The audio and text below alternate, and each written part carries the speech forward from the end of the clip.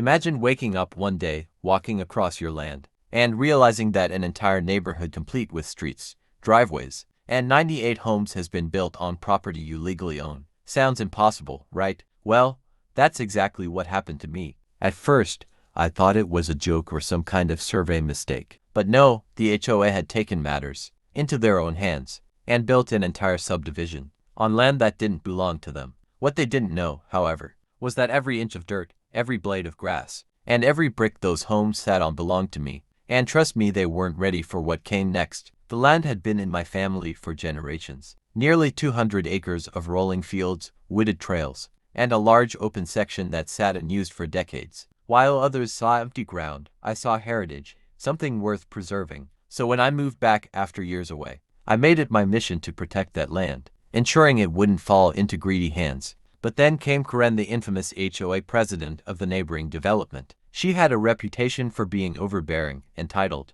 and obsessed with expanding her community's value.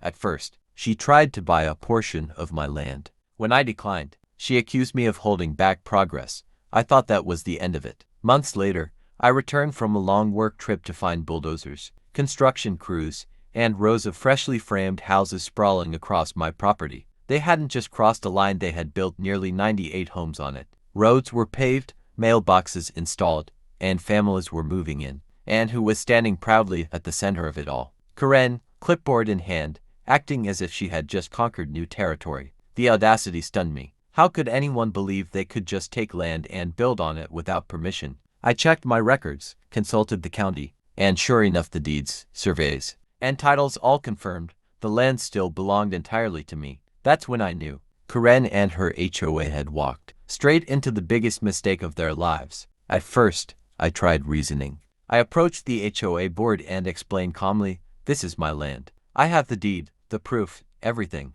You've built on property you don't own." They laughed in my face. Karen smirked, waving her papers around like they meant something. "This entire subdivision was approved," she said. "You can't just show up and claim it." But the truth was, she hadn't gone through the proper channels. She'd filed manipulated plats, misrepresented survey lines, and bribed a local inspector to fast-track her project. Everyone else in the HOA trusted her word, never realizing they were essentially squatting on land that didn't belong to them. I knew I couldn't handle this quietly, so I brought in a legal team, top property attorneys who specialized in land disputes. We began pulling every piece of documentation, every survey marker, and every fraudulent permit Karen had filed. The deeper we dug, the worse it looked for her. But in the meantime, Karen's arrogance only grew. She strutted through the half-finished neighborhood, lecturing new homeowners about HOA fees and landscaping rules, all while standing on property she had no right to. Families were buying into a dream community, unaware that it was all about to crumble.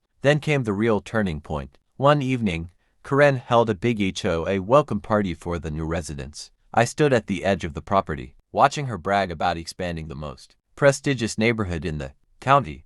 That's when I made my move. With my attorneys beside me, I presented Karen with an official cease and desist order signed by the court. Not only did she not own the land, every house, every driveway, every structure built was technically mine. She tried to laugh it off, claiming it was fake. But the shock on her face when county officials backed me up was priceless. The legal battle that followed was nothing short of chaos. Karen tried everything, claiming adverse possession, arguing community investment, even trying to smear me as some greedy land baron. But the law was on my side, plain and simple. Court after court confirmed the same thing. The HOA had built illegally on my property, and under state law, that meant I had the right to evict, demolish, or take possession of everything sitting on my land. 98 homes, countless families, and millions in construction, all under my control. The courtroom was packed the day the final ruling came down. Karen sat with her arms crossed, confident that her charm and theatrics would sway the judge. But when the gavel dropped, declaring me the sole rightful owner, her face turned pale. The judge's words echoed,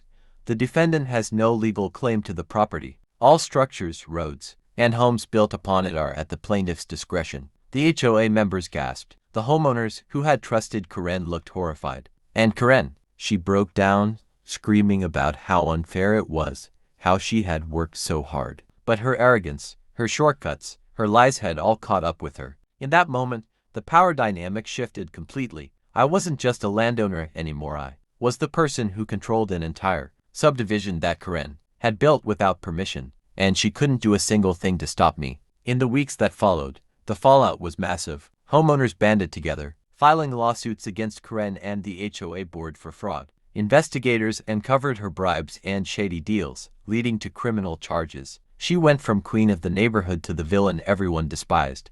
As for me, I had a choice: evict nearly 100 families or find a more practical solution. I wasn't heartless, they were victims too, misled by Karen's greed. So instead of tearing down their homes, I offered each family a fair lease agreement, giving them legal rights to stay. The money from those agreements allowed me to reinvest in the land, improve the community, and, ironically, become the very person they had once seen as the enemy. Karen, however, wasn't so lucky. Stripped of her power, facing lawsuits, and drowning in debt, she eventually had to move out of the very community she had tried to expand. The sight of her packing up, defeated, was the final reminder that arrogance always comes at a cost. Looking back, I realized something important. Power doesn't come from control or intimidation, it comes from truth, patience, and knowing when to fight for what's yours. Karen thought she could build her empire on lies, but in the end, all she built was her own downfall. So, the next time someone tries to take what's yours, remember this: deeds don't lie. The law doesn't bend to arrogance, and sometimes, the best revenge is simply standing your ground.